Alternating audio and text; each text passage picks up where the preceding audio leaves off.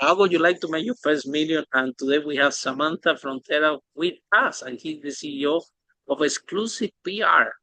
And she is broadcasting from Chicago. And welcome to the podcast. And please tell us, what are the 5 steps you recommend entrepreneurs in order to make the first million? Welcome to Unstoppable Podcast with Harry Sardinas, inspiring conversations with influential millionaires, investors, thought leaders, entrepreneurs who are making a massive difference with their innovative products and services, and sharing the challenges and wisdom of how they sold their first million. Yes, well, thank you so much for having me today, Harry. I really appreciate it. I would say the 5 steps, or just like the blueprint that you need to do, is you need to charge accordingly. So, my company is a service based agency. Therefore, we offer public relations services, organic social media, ads, website redesign, videos, media training, things of that nature. So, the first thing you need to do in order to make your first million is to definitely charge accordingly for whatever your product or service is. The second thing is that you need to make sure that when you're hiring, that you're almost doing it in sort of a slow process, because a bad hire can really impact your company very negatively and can cost you thousands of dollars. I'm sure you hear that a lot from entrepreneurs. The third thing, I actually recently was looking at something on Instagram, was, the shark Barbara Corcoran. She said that you need to fire any complainers in your industry, like your organization. So if you have anybody who's complaining and you've even tried to adjust and meet with HR and do all these other elements, and they're still complaining about something in regards to the organization, and they're just simply not doing their job, you need to fire very quickly. Obviously do everything promptly with your HR attorney, things of that nature. But firing quickly is, the best way to continue to be on a path for forward trajectory in terms of making money. The fourth thing is that you need to do a gut check. So if something feels off, then it most likely is off. So just trust your intuition, because you're the business owner. You're the one who's the thought leader in your industry. So if you feel like something just logistically seems off-putting, whether that's a client, whether it's a vendor, whether it is an employee or a contractor, then it's probably off. And then you'll have to go back to steps, 2 and 3, which is, hire slowly and make sure you're being cautious about who you hire. But then third is to make sure that you fire quickly. The fifth thing is going to be to pivot quickly as well. So you need to make sure that you're pivoting if something goes awry, such as a great example of this is COVID-19. A lot of businesses suffered during COVID-19. However, my business mainly focuses on medical public relations. So we were one of the, or agencies that was able to keep our doors open during that time, and also be able to fully operate in person as well, even though most people were not. As the doctors were necessary, it was necessary to also get their communication out, in which we were boots on the ground with these doctors, with these clinics, with these hospitals, getting that education out there, getting that messaging out there. So, however, you have to pivot quickly. And again, go back to number one, which is charge accordingly. One of the biggest mistakes I've made in my business was to kind of, feel some kind of way in helping others, where you give a lot of COVID-19 discounts to these people, but that really isn't something you should be doing. So you got to live and learn the hard way.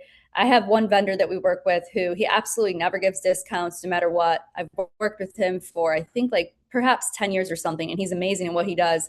But one of the things he does in his business is, regardless of how long he's known you, if there's any type of scope creep, or you're asking for things that are not in the contract, or if he's got to go any extra mile on his gas tank or anything like that, he charges accordingly. Back to number one.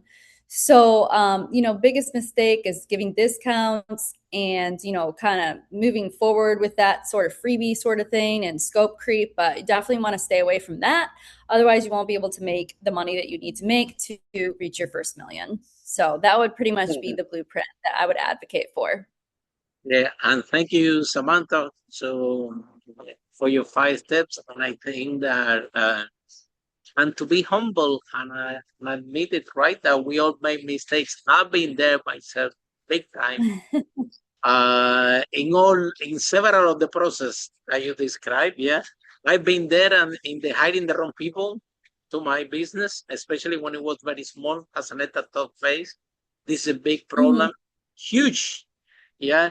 So even they stole money from me, a large amount. Can you believe that? So, I believe it. I but believe anything you tell me. so so it was. It's not like it's a employee that is always complaining. No, he says he went to holiday and it was a property business and they Hmm. collect a lot of deposit and rent for one room. They put it very cheap, and Hmm. they, of course, it's because it's cheap. A lot of people show up. They wanted the room in London, and then everybody pay 1 month rent, 1 month deposit. So he collect like 9 month rent and deposit from 9 different people for the same room, and he left. Hmm. And when I came back from holiday, I find a queue of people that want that room, and we had to offer that room at the price, at the discounted Hmm. price. Imagine how worse was it is.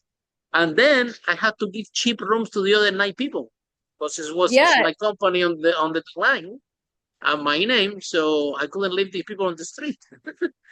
So Oh my it's not that the goodness. person took the money; is the impact in the business was uh, double or triple. I don't even remember how I get out about that one. It was tough. It was hard. But then Samantha, the other thing is the pricing. Yeah, I've been in that one also. Yeah, I We've all think. been Well, my one, you say you learn in the hard way. Listen to this one. My one cost me over 1 million.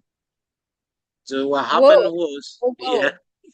whoa. So when you talk about hard way, I'll tell you what happened. What happened was Oh my I goodness. had my property business and the credit crunch happened, right?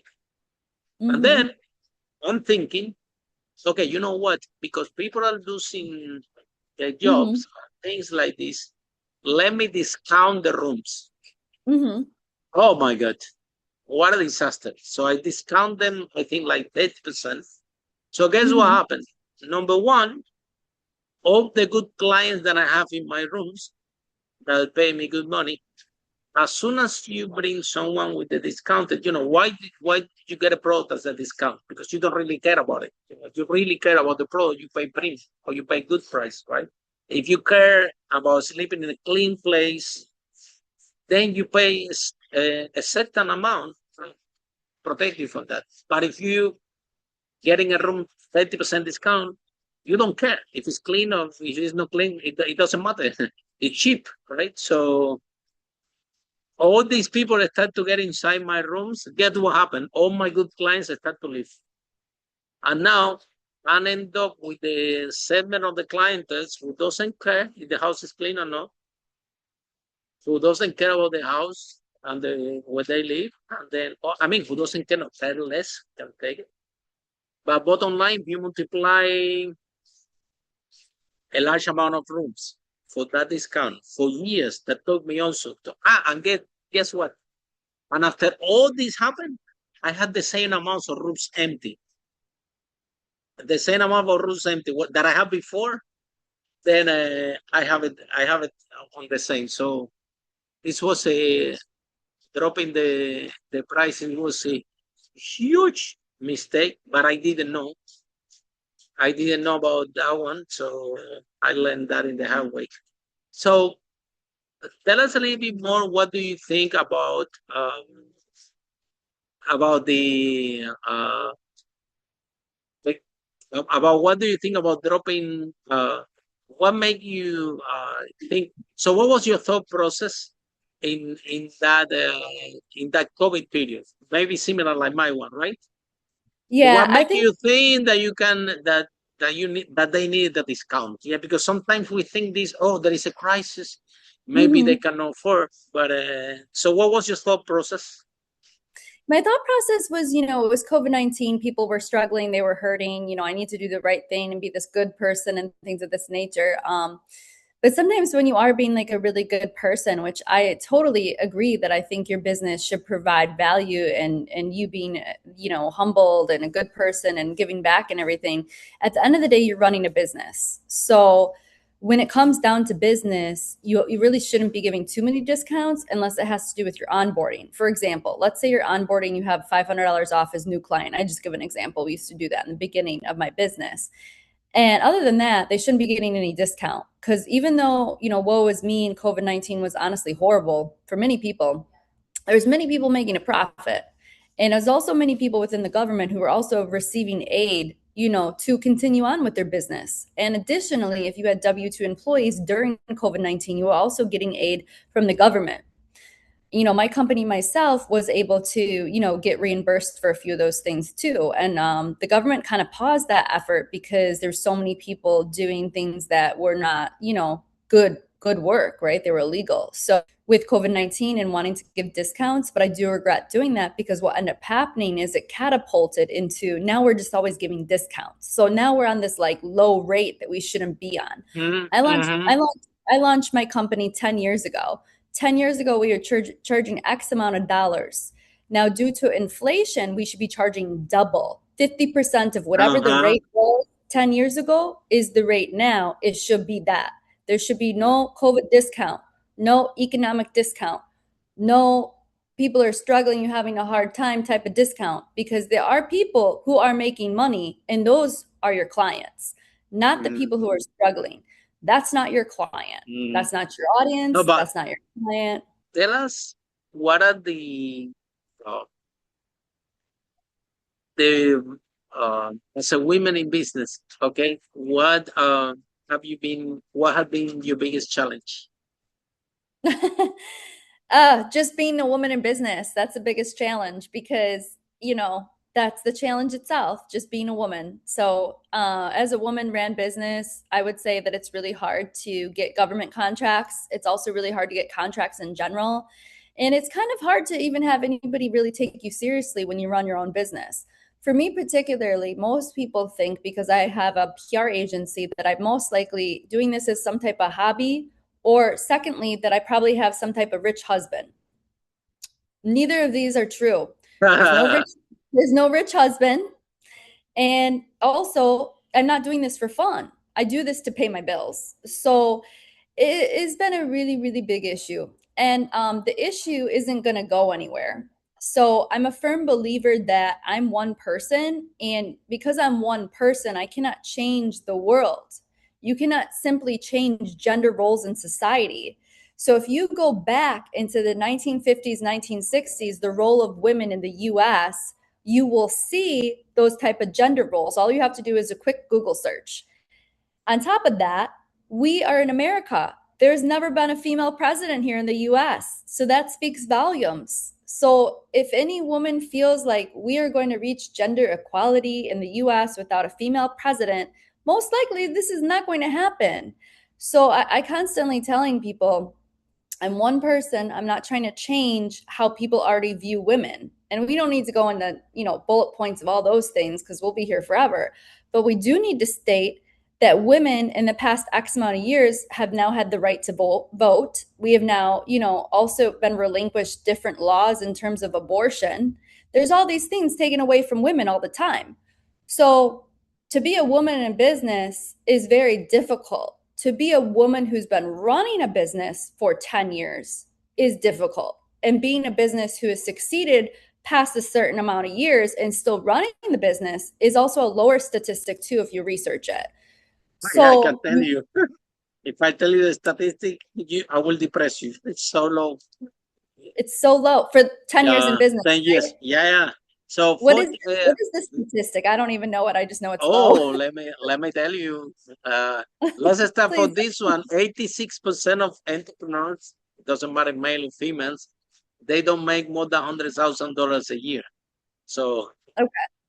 so they're better with the job, right? So now we have 14%, right, left that actually made more than 100,000. So I think they can employ people and everything. And those businesses, um, to pass 10 years, Mm-hmm. the rate is really is low. But also Mm-hmm. the women in fact, for example, get funding 2% versus men. So if you are a women in tech and you want to raise capital, only 2, but used to be 4%, now decreased to 2%. We still don't know why.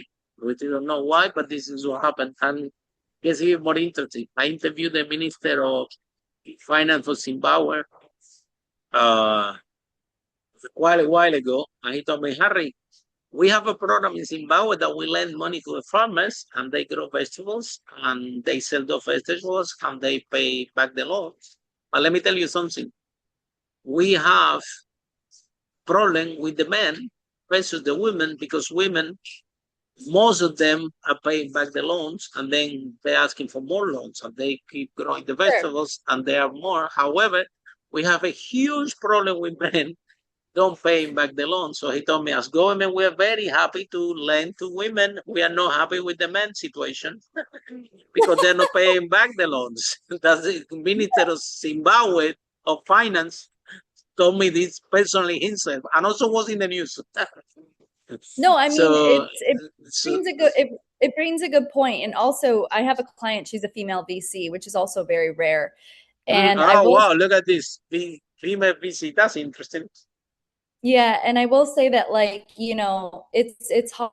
I also work with a client, she is an OMF surgeon. Less than 14% of women are OMF surgeons because you have to go to medical and dental school. So you have to do both. So at that point, you're having children, you're going on and doing other things. So is very difficult for this percentage for women. But I recently looked up, and I can't remember the if you make the 10-year mark in business, how many people actually make that mark? Because I'm going to make that mark in October of 2026 of this year. And it was a very low percentage. Now, if we dissect that down to female, I'm not sure, but it will also be a very low percentage versus men. So I feel pretty confident in stating that, I just feel like women have a massive disadvantage, and I'm not here to I go on like, agree. yeah, and I'm not Don't here. worry, we talk about this topic in the podcast a lot because I'm a big Yeah, fan of the subject. yeah, So we talk a lot about this here. yeah. Uh, Also, the other thing, so it's difficult to be an entrepreneur. It's very rare to even be 5 years on the business, 10 years. So let me ask you another question. You're very sharp, right? So why 10 years ago you didn't find a job? I'm sure that they will pay you very good money and they will make you very comfortable. You're very employable. Yeah. Mhm. So why you decide to be an entrepreneur? That somebody Honestly, told you that was no good idea, that the success yeah, of rate is course. really low and you have to work a Yeah. lot, that you better My find a job. Yeah, my father told me that I would probably fail at this and that 99% of businesses, because I don't know Well, where that well, came from. he Um, he calls calculated risk. yeah, so Is he pretty an much entrepreneur? he is an entrepreneur, There you yes. go. That's why he told you to find a job. Told me to find a job. So That's yeah, funny. it's funny. So honestly, I fell into running a business. I not set out to be entrepreneur in any regard. So I was a former news reporter and broadcaster and producer in small market television stations. I did everything you're supposed to do in order to work the ranks, get up the ranks in the TV stations. However, the definition of insanity, doing the same thing over and over again, expected different results. So I worked at 4 TV stations. One was more horrible than the next one. And I come to the conclusion that I cannot make money as a news reporter, local And you broadcasting. define horrible? What I mean horrible? They were paying you little, they were making you work more, they were mean I to always you. What that means horrible? I always tell everybody, I start the story with, did you ever have a dream? And everyone goes, yes, yes, of course, of course. And they raise their hand. And I say, okay, have you ever done that dream and it was like a nightmare? And they go, whoa, whoa, whoa, what do you mean? So I feel like with broadcasting, unfortunately, like local news is dying. That's factual. You can research it. It will state everywhere that local news is just simply actually going to die. So that is why 13 years ago, I make this decision that I'm not going to be in news anymore at this moment in my life because simply I cannot make money. My last TV station, I was doing 2 VOSAT a day, 2 news packages, 2 different news angles, shooting and editing all my own video, driving 5 hours a day, putting on the makeup, trying to go on camera, having several panic attacks throughout the day. Wasn't able to like eat or drink. I would drink my water. That would be about it through the news cruiser. But you know, wouldn't eat anything because I thought it might slow me down. So it was like a lot of problems. And I felt like this is before the Me Too movement, Black Lives Matters, all the things that are actually probably decent. And it just really came to this point that they did not care if they treat employees horribly. They do not care if they mock an autistic employee, which I seen happen in my first TV station. They simply just don't care. And there were laws in place, but they were so loose. So until that Me Too movement, Black Lives Matters, and all this other things that happened, it was very loose. You could be very mean to your employees. You could be very disruptive. You could harm their mental health, and you will not get in any type of trouble regarding this. Now you do these things and you get slapped on the wrist with a massive lawsuit and all sorts of things. All you have to do is Google newscaster, local news suicide, and you'll see all of the reporters who have honestly killed themselves because this is such a tough industry to be in. And it's one of the most abusive industries that you could particularly be in. And it's still very abusive, but now there's a little bit more Wow. parameter. It's a very Wow. abusive industry. So I I didn't feel like know this. if you want to go be in abusive industry, you need to be in local broadcasting. And that's how I feel. So then I I had that went one on. also. Yeah, go ahead. Go ahead. So then I went on and I got into public relations. I worked for a great agency and I learned so much from the woman. She was a former broadcaster herself. And then she wanted to go in a different direction and kind of do more music PR versus sports PR. So I felt I need to go in a different direction myself. And I got into tech PR and I love the agency I worked for. It was great.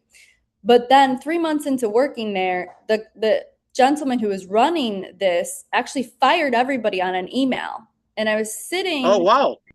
yeah, just fired everybody. So Well, I was tech sitting, PR is very important. Tech PR is very important. We use it a lot to with our tech founders. yeah, they I just, take it very seriously. anyway, so this guy fired everybody. So then I pretty much took one of the employees who I work with, and then I started my company Exclusive PR. And then within 6 months of starting it, I failed completely. I lost all my money. I could not pay my staff. I could not do anything. So then I worked for another agency and it was really great, but I couldn't get paid very well there. It was book PR. It was great. Love the company. They now recently just went under, but really great company. After that, I went back to the tech PR agency when they relaunched, and we had another falling out again about 8 months after the fact. But I just had interviewed a web designer there, and when I left the company, I asked the guy, "Can you build me a website? I'm gonna relaunch my company, Exclusive PR." I relaunched the second time, but this time I do not fail at this. So within that, it will be 10 years, October 2026. On my LinkedIn, it says 12 years, but it was only because there was, I kind of failed, then I kind of got back up, then I kind of kept going. So I've realized that the world isn't really set up for people who are creative thinkers, and instead it is very politically challenged. So you have to be the favorite. You have to be this, you have to be that. There's so many rules in this political engagement of corporate America that I was like, I'm not going to keep doing that. So if it goes messy, it's because I messed up. And that's the best part of being an entrepreneur because it's on you, right? So it's not like so and so doesn't Oh, like me or yeah. so and so is You not cannot this blame out. me. You cannot blame anybody. Yeah, you can blame yourself, but Yeah, that's it. And everything. so You are responsible for everything. This yeah, is and I like that though. I like that I like that so much because if it goes south, it's on you. It's not on your boss. It's not, you can't blame anybody. So you mm, have to have full accountability. And I how you know run that, your business, how you do it, yeah. right? You want So to have a lifestyle business, which we have been doing for a long time. We love it, like sometimes some people in this podcast they want to make millions and they want to grow. Well, we can have a business also that we call a mhm. lifestyle business, right? So when when I get invited to speak in Singapore, I speak all over the world. Well, guess what happened? We take 1 month before and 1 month after, and we make kind of a holiday of the whole speaking thing. So No, you can, I yeah, you design the business how you want it, how uh, on your own terms. I think that I resonate with you, Samantha, in one thing. So, like, for example, this dream that you have, yeah. My first business was in property. We did very well in that one, but then I have a dream that I want to have a restaurant. I don't know what I was dreaming this. I think I like to eat. I don't like to cook. I don't know how to cook. I can cook something, but very simple. And I had that dream about this restaurant. Well, I opened a restaurant. I put in my name, Harry Spanish Tapas. I didn't have any clue what I was doing. Spanish restaurant, you can call it Lola Pepe. You cannot call it Harry, right? So I opened my restaurant and I lost 200,000 pounds and 2 years of my life working Monday to Sunday. So I've been there in this dream that you're dreaming. But then when it comes to reality, it's horrible. You cannot even get out of them. One thing is the perception you have. The other thing is what actually happened. And I don't, it was horrible for me because I didn't have any clue. I'm not chef. I didn't have any clue about the restaurant business. and and the cycle is too long compared with what I was used to. I was having a property business where I will find one client and we pay me £800 per year or two of 10 years. And then I'm in the restaurant business where I need hundreds of clients and they're only paying me $40. But, No, it's definitely it changed my whole dynamic. I was not used to that environment and to that dynamic. And once I dive in and I realized what was happening and say, what I'm doing inside this thing, why I decided no. to open this in the first place. You know what I mean? Yeah, so restaurant has very small margins. It's also labor of love. So my family comes from restaurant business, so I understand completely what you're The trying to say. operation is huge. Yeah, I was not aware. I thought, okay, I have a property business now. I'm gonna have a restaurant business. Wow, Yeah, it's a it's huge just difference. Huge. it's just one of those things that's really messy. But restaurants can be very lucrative, but no, not a lot of people make Yeah, it in that. Not a lot of yeah. You people have make to. it in that industry. So it's just It's in the different. Like, same path. In the same path, you have to fail. You have to do it again. It's not as easy as people think. Oh, I'm gonna open a restaurant. Yeah, we all like to eat. Yeah, and we all can cook something nice. One or two mhm, course that have sure. nothing to do with owning a restaurant. Every time that I meet a restaurant owner, I say, man, with the skill set you have, you should be doing something else. You really like food. You really love food to keep doing more restaurants because you really have to be passionate about it. I like it because as a business, it's very operational intensive. You have food costs. You have a lot of things that, well, we can speak for an hour Yeah, about that one. So yeah, that's true. about challenging and overcoming challenging uh, the business side. Okay, so what message do you have for people in corporate that they are, for women in corporate that they are on the edge Mhm, and they're listening to this podcast? They say, well, I wish I have this courage like Samantha have, that she quit her TV station corporate job and she started her own thing. I wish that I have that courage. They want to do what you did, but they're mhm, still on the fence. mhm. Um, what what is your message for these women? I think that if they want to be an entrepreneur but they're on the fence, you need to like first get your first client. Once you have your first client, you can start building from that. It really just takes one client, one person believing in you, and you can build out from that. Build out your processes, build out your everything, right? And then you can kind of go forward. If you're not sure if you want to be an entrepreneur, one of the biggest things is they talk about being an entrepreneur is like kind of being like on a roller coaster.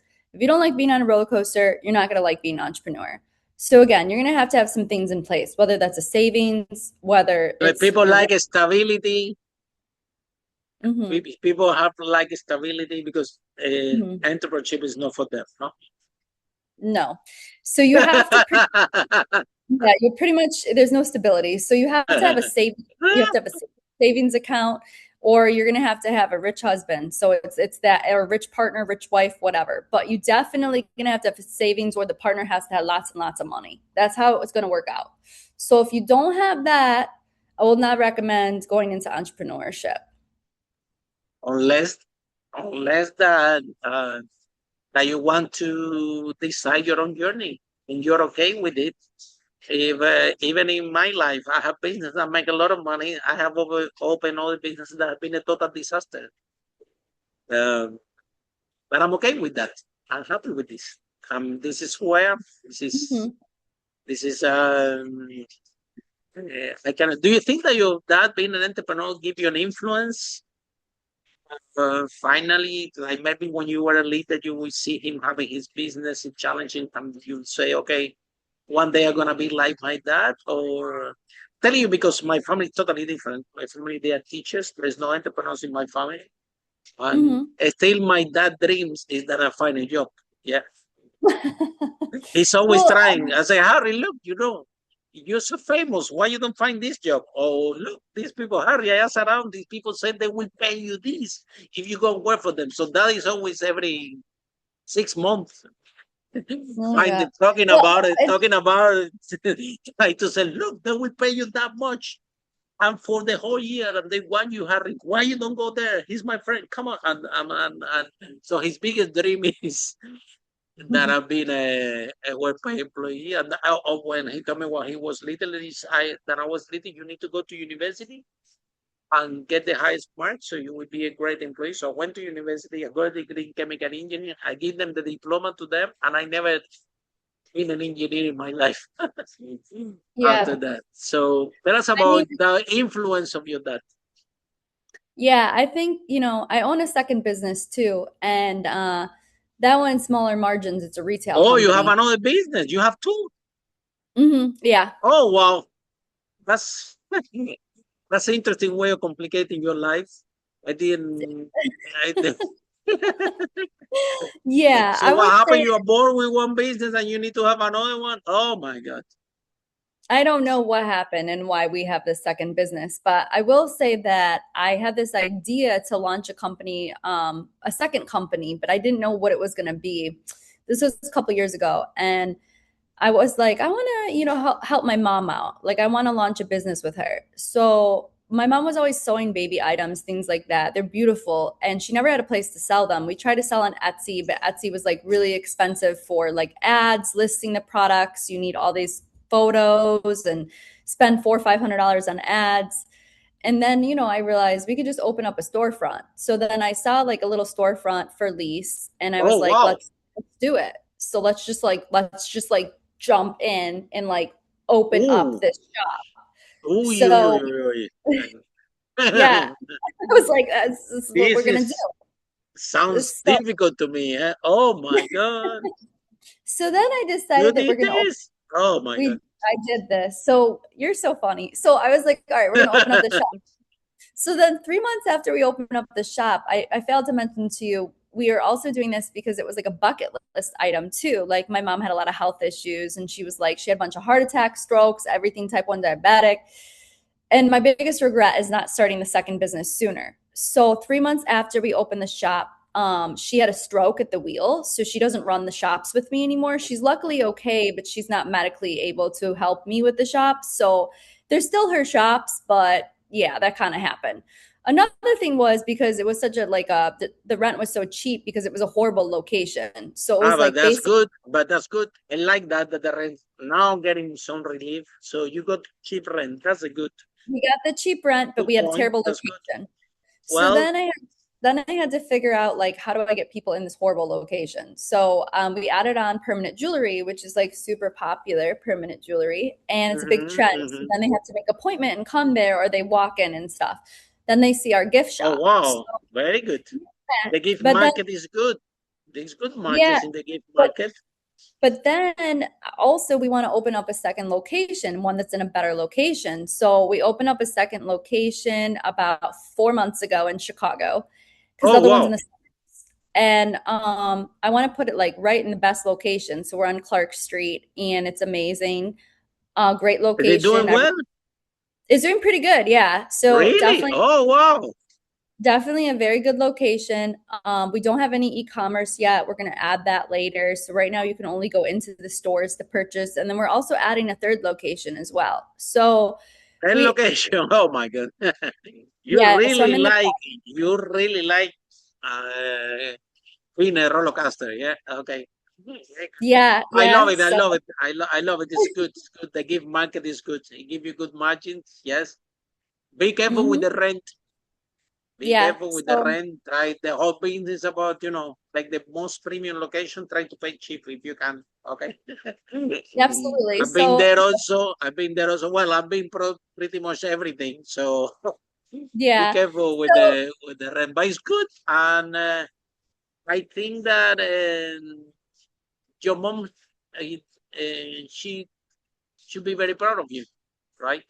oh, thank you. Yeah. I She's brought never my I seen brought people. my dad to Yeah. my business, and when I don't brought my dad to my business, he started telling everybody what to do, including me. So they didn't know what Oh my God. Yeesh. Well, I don't know. I don't know. That to- sounds interesting, I but tried to I I definitely tried to help him. Yeah, brought him there, but that she's this type of personality. That's okay. That was interesting one. Like that's crazy, but I believe it. yeah, So yeah, yeah. yeah. But did Okay. you have any other questions for me? Because I know we have to Yes, wrap I have. up. I have one more question. If people want to find out more about your stores and uh My about your business. Mhm. stores, yes, how people can find you, how this process work. Yeah, so I have two businesses, like I mentioned, Exclusive PR and the Holly House Shop. So if you want to, check out Exclusive PR, especially if you are in the medical field or financial field or lifestyle type of product, you can go to www.exclusive-pr.com or find us on Instagram at exclusivepr.biz, B-I-Z. Also, if you want to look for the shops, they're called the Holly House Shops in Chicago and in Orland Park. You can just go to www.hollyhouseshop.com, or you can also find us, The Holly House Shop, on Instagram.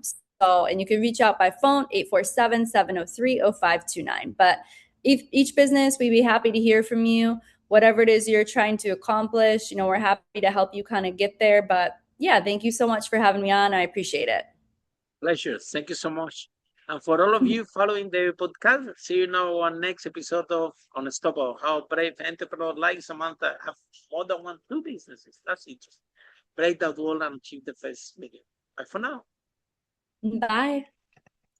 Follow us for more interviews with world's most influential, audacious entrepreneurs that overcame challenges and adversity, providing you with the blueprint of how they sold their first million so you can grow your business exponentially.